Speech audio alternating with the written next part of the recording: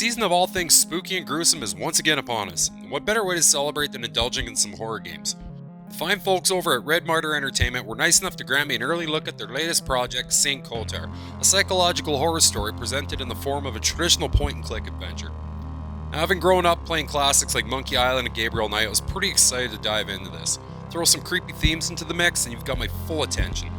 And though I did enjoy my time uncovering the dark secrets and agendas plaguing this small Croatian village, I felt there was a few aspects of this horrific tale that held it back from its full potential.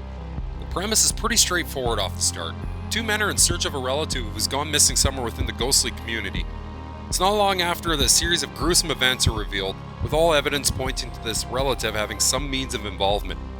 As these men of God begin to explore the community and engage with the strange locals, it's quite apparent that the work of something sinister is at hand, descending players into a bizarre and twisted tale of cults and conspiracies, one of which will have them questioning their own beliefs as well.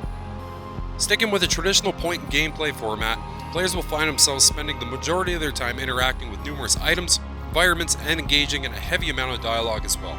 Like I mentioned earlier, this is a genre that I grew up playing as a kid, so I felt right at home with the controls, all of which function as needed. The illustrated environments look amazing and were easily my favorite aspect of the adventure. As with most games of this genre, you really need to rely on creating engaging environments that will catch the player's eye. There's no shortage of areas to discover either, and most were riddled with grotesque and horrific sights, which really aided in delivering a grim, atmospheric experience for players to take in. The voice acting. Now, this is what somewhat throttled down the experience for me. The scripting itself is really well done, but I couldn't help but feel moments of awkwardness from a good portion of the characters I ran into. My name is Benedek, and...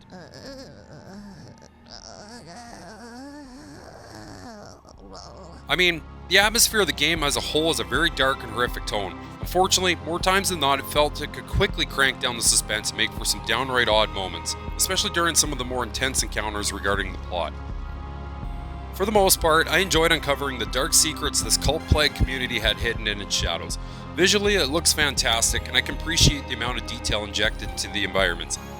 Being able to shift between the two protagonists worked really well regarding the narration too. Certain choices you make can alter different outcomes, however, so make damn sure you take advantage of that save option. It's too bad that some of the voice acting really hurt the momentum of the suspense at times, but other than that, this is definitely a fitting entry into the classic adventure genre and a worthy pick for the Halloween season. Thanks for checking out my video. Be sure to like and subscribe to the channel for any future content.